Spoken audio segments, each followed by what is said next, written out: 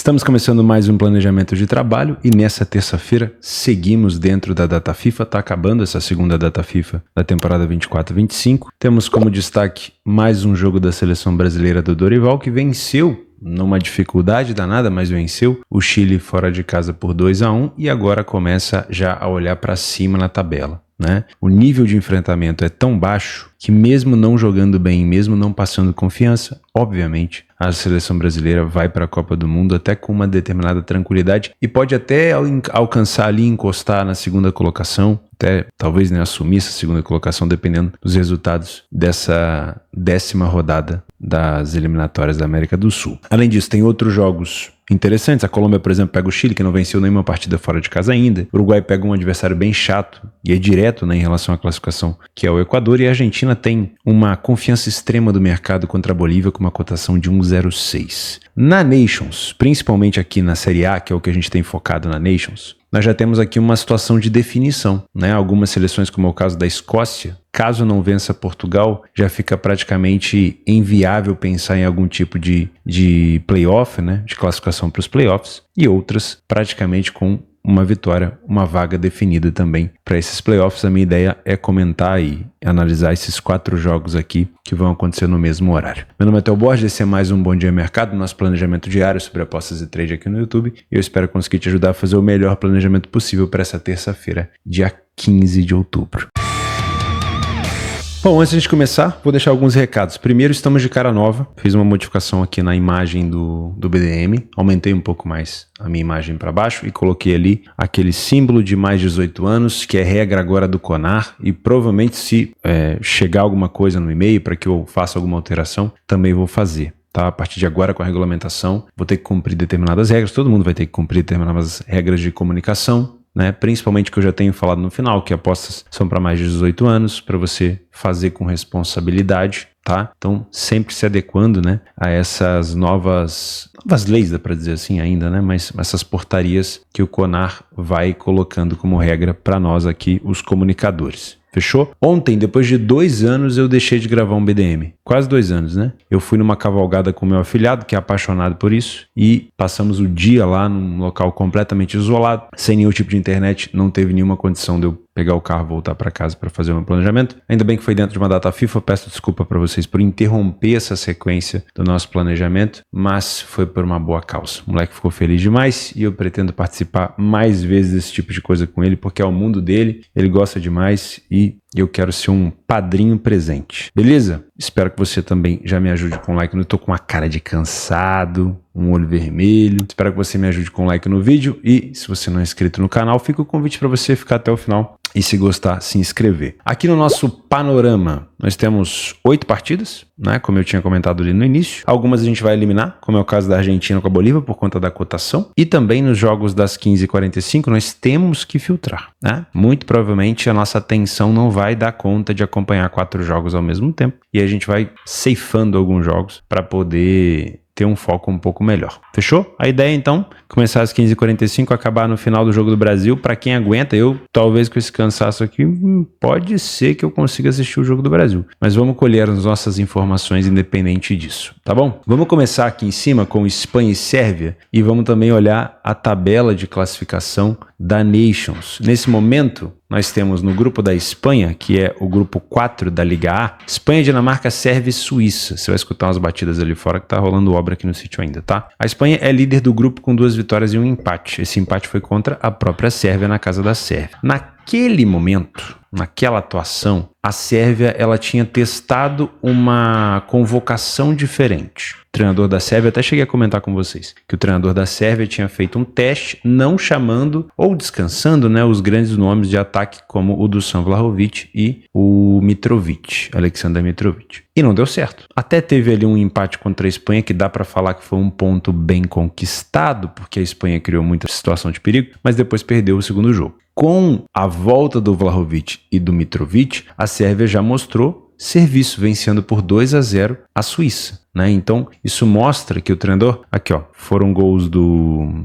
Mitrovic. Alguma dúvida disso? Não, né? O gol do Mitrovic é igual segunda-feira, né? ou terça, igual a gente está gravando aqui, toda semana vai ter uma coisa recorrente, e deixá-lo de fora dessa seleção era um erro absurdo, né? Agora já voltou. Então a Sérvia já passa mais confiança com esses atacantes de volta. No jogo de ida, na casa da Sérvia, a Espanha ela permitiu para a Sérvia uma quantidade até maior de chances, de grandes chances de gol. Não sei se isso vai se repetir na Espanha, porque aí tem um conceito de confronto direto, né? Porque a Dinamarca, ela acabou de perder para a Espanha e ela enfrenta a Suíça, que é a última colocada do grupo. Por isso que eu falei que nesse dia de terça-feira a gente já vai ter algum tipo de decisão. Por exemplo, a Suíça não pode nem pensar em perder da Dinamarca, ela tem que pelo menos pontuar ou vencer. E isso é bom para a Sérvia. Então, se a Sérvia, por exemplo, empata com a Espanha fora de casa, seriam 2 empates com a Espanha, né? Coisa que pouca gente vai conseguir fazer. A Sérvia pode pensar na próxima rodada, onde pega a Suíça, que é a última do grupo, em já buscar uma ultrapassagem ali em relação à Dinamarca, que vai receber a Espanha. Então, o empate para a Sérvia não é um resultado ruim. A gente já tira essa informação.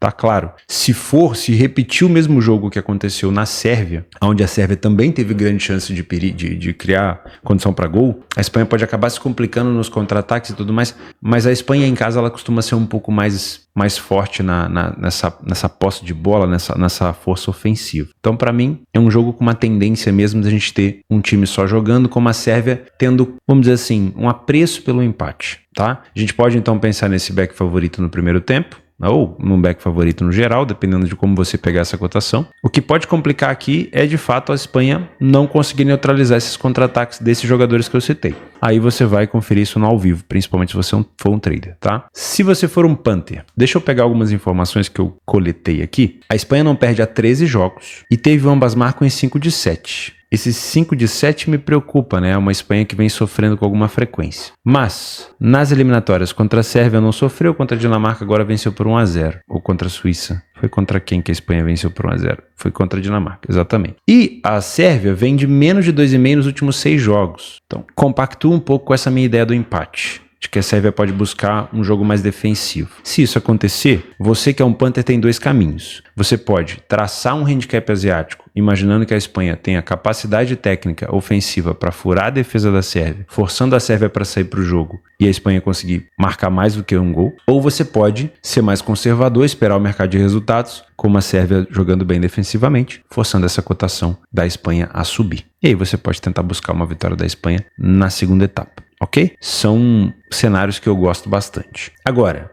durante o jogo, começou, nada a ver o que a Sérvia está fazendo. Ela não está sendo defensiva, ela está contra-atacando, ela está sendo um time bem mais agressivo. Isso tira essa ideia de um jogo mais under e já dá um potencial de jogo over. Porque a Espanha precisa de espaço. Se uma equipe pretende oferecer espaço para a Espanha vai aproveitar. E aí a gente pode ter um cenário de over 1,5, 2,5, quiçá até um ambas marcam com o Mitrovic na frente do ataque da Sérvia, mas isso aí você só vai conferir no ao vivo. Para mim, no cenário pré, eu acho muito mais interessante vir nessa linha de raciocínio de uma Espanha jogando contra uma equipe que está focada em talvez pontuar, tá? E a Sérvia na frente do placar não me agrada para gols, porque ela pode se fechar ainda mais, tá bom? Para quem não lembra, no jogo de ida, a Sérvia teve uma chance cara a cara com o Jovic, ia ficar com 1-0 no placar e poderia ter se fechado, mas acabou perdendo o gol, tá bom? Então, essa é a minha ideia para o pré-live desse jogo aqui. Escócia e Portugal. Favorito claro, Portugal. Vem de 3 vitórias em 3 jogos disputados. Esse é o grupo A da Série A. Portugal teve 7 gols marcados e 3 gols sofridos. O que me preocupa no cenário de Portugal é que é uma equipe que vem sofrendo com frequência, né? Primeiro jogo sofreu contra a Croácia, segundo jogo sofreu e teve que virar o jogo contra a Escócia e agora sofreu novamente contra a Polônia. O time da Escócia está mais ou menos na mesma situação da Suíça, que a gente vai comentar já já. Com 0 pontos no placar, perdeu para Portugal aqui, já vai ficar muito difícil pensar em classificação. Por quê? Porque o máximo que ela pode pensar nos playoffs seria pontuar, caso perca para Portugal, 6 pontos nos próximos 2 jogos, né? São 6 rodadas, incluindo, óbvio, um confronto direto que ela vai ter contra a Croácia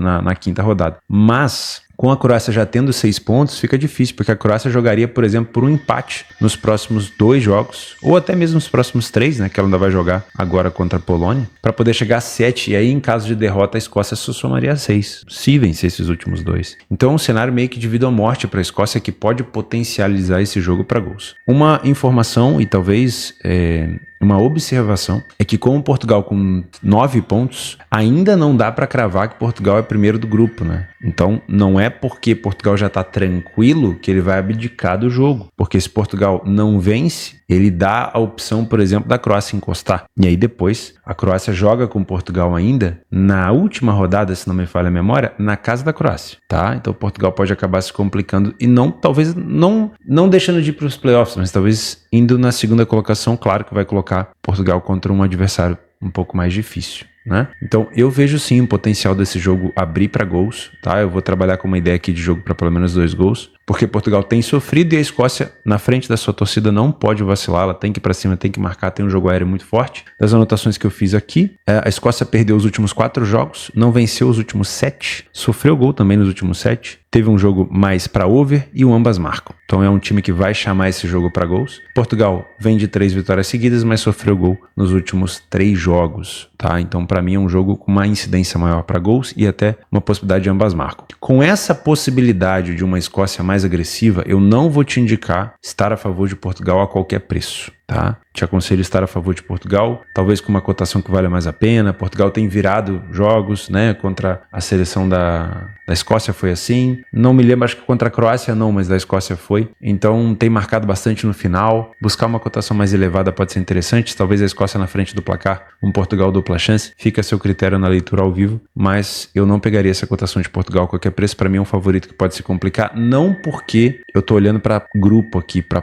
ponto, tá? Eu não tô olhando para o líder contra o último colocado só. Eu tô olhando para um time desesperado que joga em casa, que vai ter que se comportar de uma maneira muito agressiva contra Portugal, que está tranquilo no grupo, pode jogar de uma maneira mais inteligente no contra-ataque, não precisa ser um time tão afoito, mas que vai jogar na frente da torcida adversária, tá? Então, o fato de Portugal poder se complicar não quer dizer que ele não vai vencer, simplesmente que talvez ele precise de um esforço um pouco maior para conquistar esse resultado, tá? Então, toma um pouco de cuidado por aqui. Suíça e Dinamarca. Esse é um jogo praticamente parelho, né? Que eu já vou entrar com uma ideia de correção de preço aqui, sendo um trader, tá bom?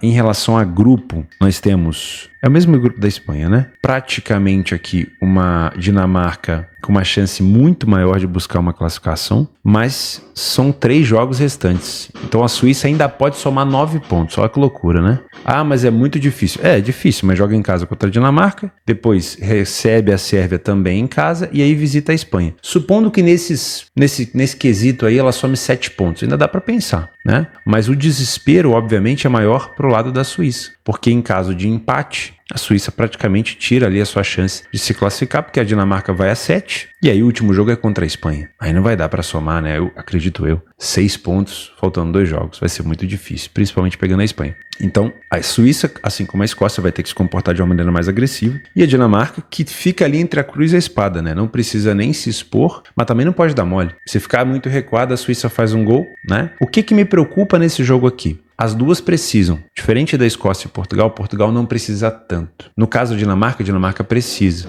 Então, ó, a Dinamarca somar 3 pontos na casa da Suíça seria praticamente bater o martelo de classificação. Por quê? A Sérvia muito dificilmente vai vencer a Espanha, deve faltar 12 rodadas ainda com 4 ou 5 pontos, né? Ainda vai ter um confronto direto entre Dinamarca e Sérvia, na casa da Sérvia. E a Dinamarca, por exemplo, pode jogar também por um empate lá. Então a Dinamarca na frente do placar aqui contra a Suíça me chama a ideia para um jogo under. E a Suíça na frente do placar contra a Dinamarca também, porque é uma Suíça que estaria somando os seus primeiros 3 pontos do grupo. Ah, mas o saldo de menos 7 da Suíça é ruim, ela vai querer golear. Gente, nem todo dia tem pão quente. Você tá num grupo onde você perdeu os 3 primeiros jogos, se você tiver 3 pontos pra você abraçar, você vai abraçar. Então esse é um jogo que me vem à cabeça, um cenário under. A única coisa que pode fazer esse jogo abrir seria um 2-0 no placar para uma das duas equipes. Talvez um 2-0 para a Dinamarca, né, forçando a Suíça, que já é o último lugar do grupo, a correr, né, muito mais, a se expor muito mais. E aí a Dinamarca mais leve com os 2 gols de vantagem saindo para contra-atacar. Ou um cenário de cartão vermelho.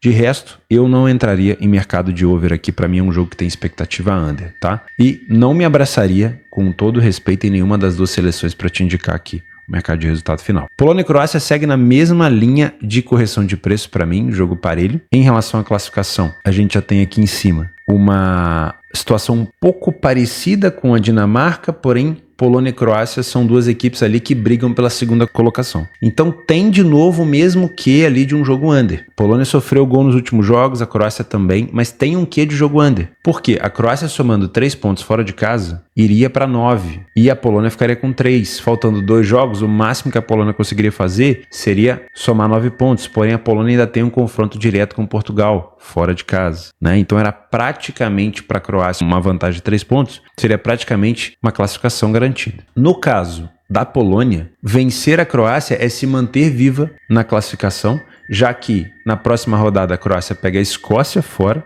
e aí dependendo se a Escócia complicou a vida de Portugal, a Escócia ainda vai viva para cima da Croácia, a Polônia vai ter que segurar Portugal fora de casa e depois decide contra a Escócia, talvez já até eliminada, né? Então uma vitória para a Polônia também aqui é muito interessante. Por isso que também me passa uma impressão de jogo under, aonde 1-0 no placar para qualquer uma das duas seria interessante. O empate é péssimo para as duas. Aliás, é pior para a Polônia. É pior para a Polônia. Mas 1-0 no placar eu vejo a possibilidade aqui de um jogo um pouco mais amarrado. Potencial para gol seria, de novo, 2 gols de vantagem, um cartão vermelho. Mas aí a gente vai trabalhar com o cenário ao vivo e não no pré-live, tá? Então para mim é só um jogo mesmo para correção de preço. Das anotações que eu fiz aqui para esse jogo, a Polônia sofreu gol nos últimos 8, teve um mais de 2,5 em 6 de 8, ambas marcam em 7 de 8, a primeira sofreu em 4 de 5. A Croácia também é um time de ambas e de over 2,5. Então, o cenário, o contexto do grupo indica um jogo under. O histórico defensivo e ofensivo dessas equipes indica um jogo over. Isso pode tornar uma oportunidade no ao vivo, porque o jogo ele pode ir amarrando, ele pode ficando com cara de under, a cotação ela vai melhorar e você se identificar um jogo podendo abrir, você pode pegar uma cotação de over mais elevada, tá? Por quê? Porque a defesa não é tão confiável. Então não adianta nada, eu tô com 1-0 no placar e eu vou focar só em defender, mas eu não me defendo bem, eu tenho sempre dificuldade, obviamente o adversário pode me criar perigo, tá? Mas no pré-live eu não vou te indicar mercado de over por aqui, tá bom? Vamos falar de eliminatórias da América do Sul, começando com Chile e Colômbia, Colômbia e Chile. Aqui a gente já consegue utilizar o PDF de apoio para a gente ver como a Colômbia vem bem dentro de casa, com 4 jogos de invencibilidade, né? Os 4 que ela fez em casa, ela só empatou 1. Teve 75% dos jogos onde saiu na frente do placar, falhou 0 em marcar e sofreu também com alguma frequência. Somente em um dos últimos 4 jogos ela não sofreu o gol. O Chile perdeu os 4 jogos fora de casa, é por isso que a cotação da Colômbia é tão baixa, né? Obviamente tem aqui um sentido nisso. O Chile marcou apenas 1 gol em 10 jogos, vem de derrota para a seleção brasileira de virada, tem uma média de gols sofridos de 2,5 gols por jogo, né? O Chile precisa de quase 4 vezes mais... não chega a 4, chega a 3 e pouco. Mais finalizações no gol do que a Colômbia para poder marcar um gol, né? Primeiro tempo da Colômbia é melhor, segundo tempo é muito melhor. Então realmente é um Chile que não passa confiança, tá? Se você não se sentir confortável, se você é um punter, para trabalhar com essa cotação, espera para ver se o Chile faz uma partida decente na defesa e tenta buscar uma odd da Colômbia mais alta. E eu acho que é um jogo mais para quem é trader, tá? Porque aí você pode pensar numa vitória da Colômbia, ou, óbvio, em tentar pegar o primeiro gol da Colômbia, com uma Colômbia com o apoio da torcida sendo bastante incisiva no ataque. A Colômbia não conseguindo marcar alto, não conseguindo recuperar a bola em pressão, não conseguindo progredir ataque lá na frente, ou seja, deixando o Chile jogar, esquece essa cotação de 1,42, ela vai ter uma correção até brusca, e você pode aproveitar se for da tua metodologia. Agora, ela apresentando o que eu acabei de comentar, vale a pena assim no live você pensar nisso. Como a defesa do Chile é muito frágil, o Chile está numa situação péssima em relação a grupo, eu penso o seguinte, a Colômbia na frente do placar, ela potencializa esse jogo para um jogo over, tá? Então, dá pra gente pensar, olha só, o último jogo da Colômbia contra o Chile foi 3-1 dentro de casa, já tivemos um 0-0, né? Jogo 0-0 não interessa pra gente, o que a gente vai fazer aqui se você quiser trabalhar gols? Espera o favorito na frente, quanto antes esse gol sair melhor, identifica o comportamento do Chile, verificou que o Chile saiu pro jogo, porque se ele não sair pro jogo ele não vai conseguir nada, aí você pode pensar no cenário de pelo menos mais 2 gols, eu acho interessante, tá? Mas primeiro espera o favorito na frente do placar. Uruguai e Equador. Aqui para mim é um favorito que pode se complicar. Por quê? Nós temos um time do Uruguai que é sim um excelente time dentro de casa e o Equador que perdeu 2 fora de casa. Só que os jogos onde o Equador não conseguiu vencer fora de casa foi contra o Brasil 1-0 e contra a Argentina 1-0, tá aqui ó. Eliminatórias, Brasil 1-0, Argentina 1-0, tá? Então, eu não tô vendo o Equador fazer um jogo diferente do que fez contra a Argentina e contra o Brasil. Então, por si só, já me parece um Equador defensivo, né? Olhando aqui pro Uruguai como adversário direto, né? E com isso, a gente pode ter um Uruguai tendo dificuldade de penetrar na defesa do Equador e, claro, essa cotação subindo. Então, o favorito pode se complicar, não quer dizer que ele não vai vencer, mas ele pode ter um pouco mais de trabalho, tá? Dá para você trabalhar também correção de preço, porque o Uruguai pode não entregar esse favoritismo que o mercado está esperando. O Equador pode ser mais agressivo no contra-ataque, pode ser perigoso, e essa cotação do Uruguai pode corrigir, mas ela só vai corrigir se o Equador for um pouco mais agressivo. E aí, todo ônus tem um bônus, e todo bônus tem um ônus. Um Equador mais agressivo pode forçar a odd do Uruguai a subir, mas também vai permitir mais espaços para o bom ataque do Uruguai. Então, aí, com um Equador mais agressivo, se torna mais um jogo over. Eu, sinceramente, não pretendo te indicar mercado de over aqui, porque o Equador ele tem esse estilo mais defensivo. Em 4 jogos fora de casa, ele só tomou 3 gols e marcou 2. Então, não me parece ser um cenário de jogo tão over assim.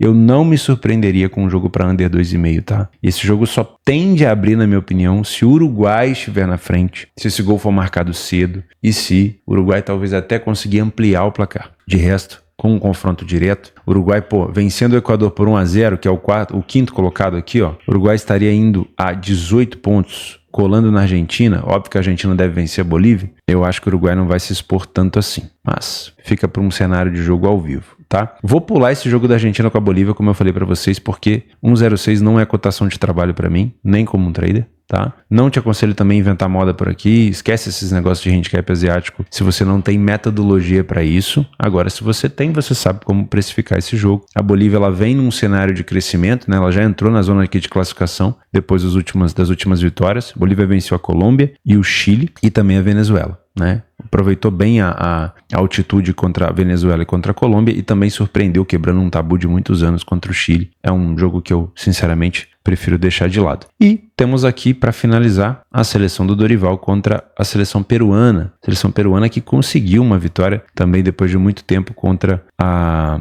equipe do Uruguai dentro de casa. No cenário de classificação não chega a ser tão ruim do que comparado com o Chile, né, que foi o último adversário do Brasil, mas é um cenário ainda muito ruim, porque pensa bem, a Bolívia, que é o primeiro dentro da zona de classificação mesmo, sem ser repescagem, tem o dobro de pontos. A Venezuela tem praticamente o dobro de pontos. Então, é um cenário da seleção peruana que ela precisa começar a pontuar urgente. Mas enfrentando o Brasil fora de casa, não dá para fazer um planejamento se você não pensa em, por exemplo, empatar com grandes seleções fora. Então, muito provavelmente, ainda depois dessa vitória contra o Uruguai, a seleção peruana deve estar pensando em somar pontos. E aí o Brasil tende a ter uma superioridade muito grande. Eu venho com essa ideia de trabalhar a favor do Brasil no trade, tá? Brasil tendo posse no Mané Garrincha, com apoio da torcida, marcando pressão, tentando dar uma resposta depois de tanta crítica, né? Eu acho que o Brasil pode ter esse controle do jogo e oferecer pra gente esse back favorito. E se você é um Panther aqui, eu jamais vou te aconselhar a ficar trabalhando com essas cotações de 1,20, mas pensando num cenário da seleção peruana, num cenário mais de desespero, se o Brasil sair na frente, a gente pode ter um jogo para mais gols da seleção brasileira, né? O problema aqui do Brasil é conseguir achar o primeiro, que o Peru certamente vai vir aqui no Brasil para poder se defender. Então, saindo na frente, a seleção brasileira vai ter mais tranquilidade para trabalhar e pode até ganhar por uma diferença de gols maior do que vem fazendo, né? Porque as últimas vitórias do Brasil, tanto contra o Equador, tanto contra o Chile, foram por apenas 1 gol de diferença. Então, eu tomaria um pouco de cuidado na hora de trabalhar essa precificação de handicap para não esticar muito a corda. É um Brasil que tende a vencer por mais gols de diferença, mas tem que fazer o primeiro gol, né? E também, se você puder trabalhar ao vivo no mercado de gols, é interessante pensar nessa linha de raciocínio, assim como eu tinha falado no jogo aqui embaixo da Colômbia com o Chile. Favorito na frente, óbvio, abre um leque bem melhor pra gente trabalhar o mercado de gols por aqui, porque a seleção peruana tende a vir pra cima. Mesmo tendo vencido o Uruguai fora, o desespero da seleção peruana é muito grande por conta da quantidade de pontos, tá? E é uma seleção que já sofreu 10 gols em 9 jogos. Tem sim uma incidência maior de gols sofridos e a gente pode ter aqui um Brasil tendo mais facilidade para encontrar o jogo de contra-ataque se sair na frente do placar, tá bom? Eu acho que é isso. Do que eu, comentaria novamente, se a Espanha tiver muita tranquilidade de proposição de jogo contra a Sérvia, pensa pelo cenário também de que a Sérvia está fazendo um jogo tranquilo porque ela pode estar olhando para o empate. Portugal é favorito, mas a Escócia tem obrigação de vencer. E Portugal na frente aqui significa que a Escócia vai ainda mais louca para cima e aí abre uma possibilidade de gols. Suíça, Dinamarca, Polônia e Croácia, por mais que as defesas, principalmente aqui do Polônia e Croácia, não sejam tão confiáveis, todo mundo está interessado nos 3 pontos, tá? A gente pode ter um jogo reduzindo de ritmo no meio do caminho. Aqui, você também tem um Chile que precisa pontuar muito, então depende muito do comportamento, se é um Chile agressivo ou não. Se for um Chile agressivo, essa cotação da Colômbia pode até vir a corrigir, mas também faz com que esse jogo possa ser mais over. Mas é uma Colômbia que tem um futebol muito melhor do que o Chile. Uruguai e Equador, eu, se fosse trabalhar a favor do